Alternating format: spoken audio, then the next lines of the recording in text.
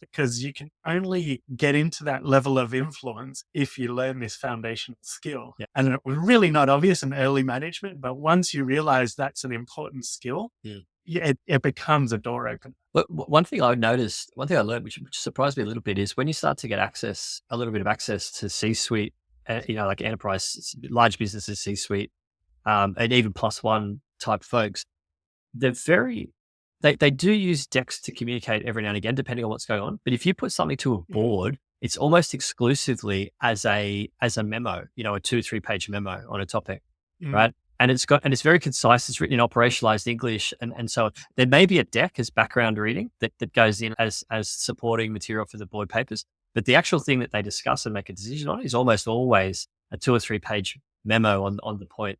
And I went, and like, so, so exactly what you're saying, right? If you want to have influence, if you want to be someone who can influence people in senior leadership positions, you've got to be able to get your points down to 1 or 2 page memo style writing where someone can look at it.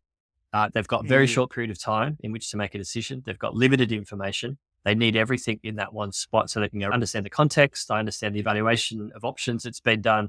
I see the recommendation. I see the rationale for the recommendation, and I see the next steps. When I think about my career, there's one big regret I had, which is we were working on this commerce platform for Prime Video, and we actually thought it could come out of Prime Video and just be something more than what Amazon Pay was. Amazon Pay was very wallet based, and we saw a game would need like subscriptions and need transactions, and everything we built could be reused at a very high level. And I really struggled to explain that to all of our leaders, that what we were building wasn't really just for one domain.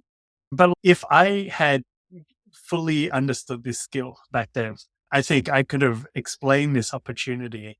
And we call them BHAGs, big, hairy, audacious goals. Yep.